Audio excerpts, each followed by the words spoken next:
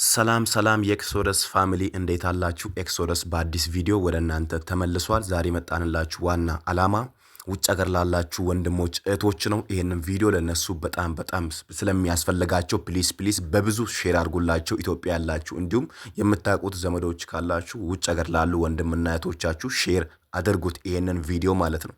ቀጥታ ወደ ጉዳይ ልግባ።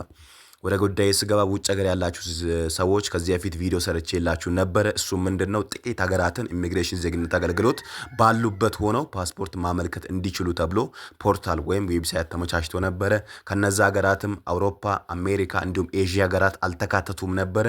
ነገር ግን ዛሬ ኢሚግሬሽን እነዚህ ሀገራት አካትቶ ወደ 35 ሀገራትን ፓስፖርት መስጠት ጀምሯል ማለት ነው። እናንተ በዛ ሊንክ ላይ ገብታችሁ ማመልከት ሲጀምሩ ፓስፖርታችሁን መቀበል ትችላላችሁ ማለት ነው። ባላችሁበት ኤምባሲ ሆናችሁ ማለት ነው ታመለክታላችሁ። ለመቀበል ኤምባሲ ባላችሁበት ሀገር ትሄዳላችሁ።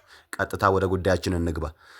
አስደሳች ዜና ይላል ኢሚግሬሽን ዜግነት አገልግሎት አዲሱን ኢ-ፓስፖርት ወይም ከዛሬ ጀምሮ ከታች በተዘረዘሩት የኢትዮጵያ ኤምባሲዎች ለማግኘት ማመልከት ይችላሉ ማለት ነው። ከዛሬ ጀምሮ ማመልከት ትችላላችሁ። ባላችሁበት ሀገር ከነዚህ ሀገር ውስጥ ከሆናችሁ ማመልከት ትችላላችሁ።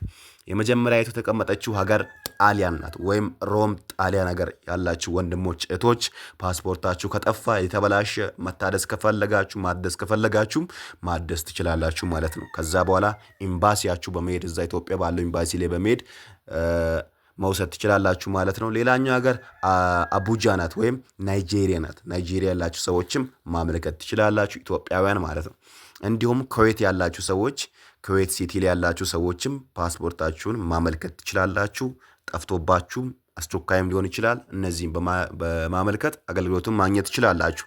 አራተኛይቱ ሀገር ኬንያ ናት። ኬንያም ያላችሁ ወንድሞች እህቶች ለፓስፖርት ማመልከት ትችላላችሁ። እንዲሁም በአምስተኛ ላይ ጅቡቲ ናት። ጅቡቲ ሲቲ ላይ ያላችሁ ሰዎችም ማመልከት ትችላላችሁ፣ ኢትዮጵያውያን ብቻ።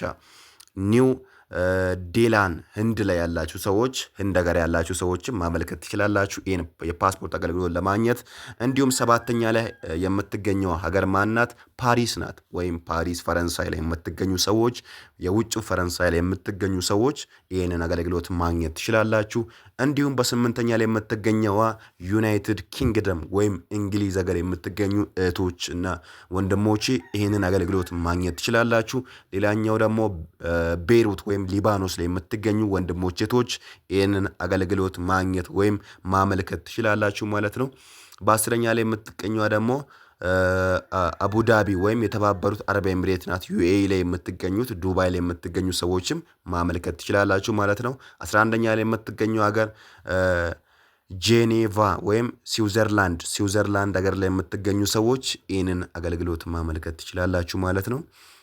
እንዲሁም እዚህ ጋር 12ኛ ላይ የምትገኘው ሀገር ደግሞ ብራዚል ወይም ቤልጂየም የምትገኙ ሀገራት ወንድሞች እህቶች ይህን አገልግሎት ማግኘት ትችላላችሁ ማለት ነው።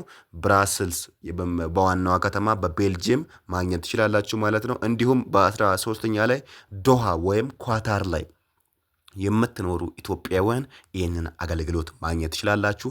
14ኛ ላይ የምትገኙ ሀገር ደግሞ እስራኤል ላይ ያላችሁ ሰዎች ይህንን አገልግሎት ማግኘት ትችላላችሁ። ሌላኛው ሀገር ሀርጌሳ ወይም ሱማሌ ላይ ያላችሁ ሰዎች ይህንን አገልግሎት ማግኘት ትችላላችሁ። ባለፈው ኮሜንት ላይ የተጠየቃችሁኝ ሰዎች አሜሪካ አልተካተተችም ወይ ያላችሁ ሰዎች አሜሪካ ዩናይትድ ስቴት ዋሽንግተን ተካታለች። ባላችሁበት ቦታው ናችሁ ሊንኩን በመጠቀም በማመልከት አሜሪካ ወዳለው ኢትዮጵያ ኤምባሲ በመሄድ ፓስፖርታችሁን መቀበል ትችላላችሁ። አለዚያም እዛው በመሄድ ማስሞላትም ትችላላችሁ ማለት ነው። ሰዓታችሁን ለመቆጠብ በራሳችሁ ብትሞሉ ይመረጣል። እንዲሁም ከአሜሪካ ቀጥሎ ያለችው ሀገር ማናት? ካናዳ ናት። ካናዳ ያላችሁ ኢትዮጵያውያን ማመልከት ትችላላችሁ። ወንድሞቼ እህቶቼ ብታመለከቱ ይመረጣል። ሌላኛው ደግሞ ከካናዳ ቀጥሎ ያለችው ሀገር እዚህ ጋር እንደምትመለከቱት ከሆነ ስቶካል ወይም ስዊድን ናት። ስዊድን ሀገር ላይ የምትገኙ ሰዎችም ይህን አገልግሎት ማግኘት ትችላላችሁ። ሌላኛው ሀገር ደግሞ ቱርኪ ናት። አንካራ ቱርኪ ላይ የምትገኙ ወንድሞች እህቶች ፓስፖርት አገልግሎት ማግኘት ትችላላችሁ። 20ኛ ላይ የተቀመጠችው ማናማ ወይም ባህሬን የምትባል ሀገር ላይ ያላችሁ ወንድሞች እህቶች ይህን ማግኘት ትችላላችሁ። ሌላኛው ሀገር ግብጽ ናት። ካይሮ ላይ ግብጽ ላይ ያላችሁ ወንድሞች እህቶች ይህን አገልግሎት ማግኘት ትችላላችሁ ማለት ነው።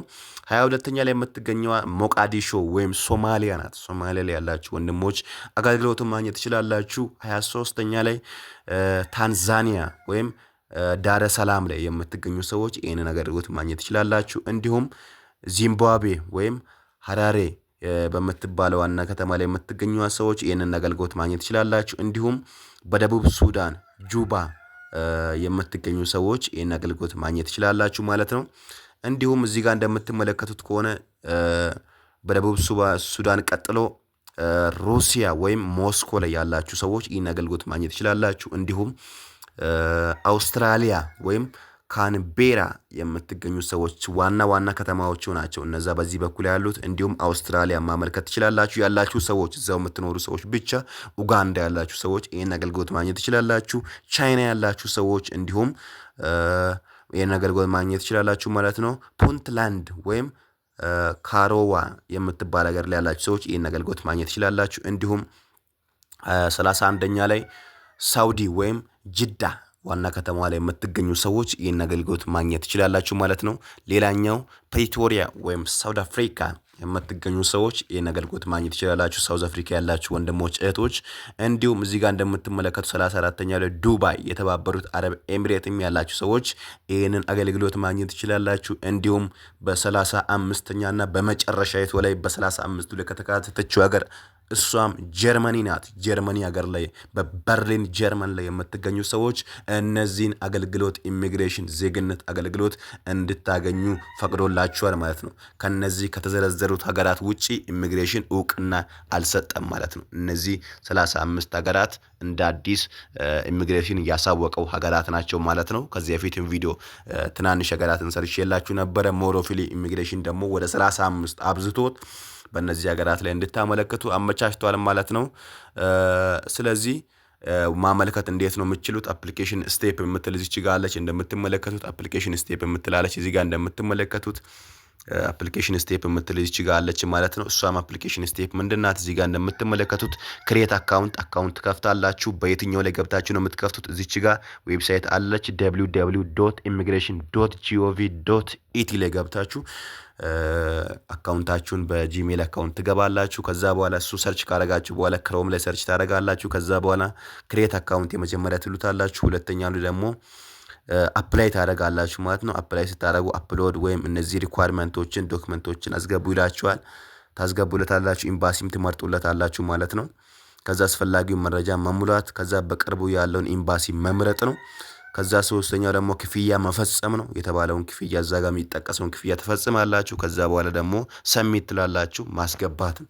እነዚህን አላረገም ካላችሁ ኤምባሲ በመሄድም በቀላሉ እንዲሞሉላችሁ ማድረግ ትችላላችሁ።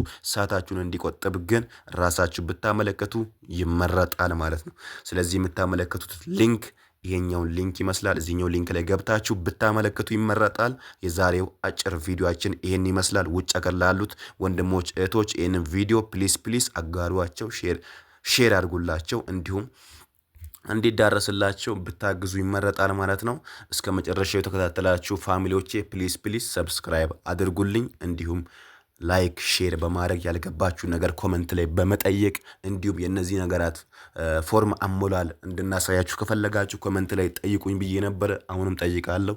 ጠይቁኝ፣ ቪዲዮ የሚሰራላችሁ ይሆናል። እስከ ቀጣይ ቪዲዮ ድረስ ቴንክ ዩ ሶ ማች። ቪዲዮን እስከ መጨረሻው ስለሰማችሁ በጣም አድርጌ አመሰግናለሁ። ይመቻችሁ።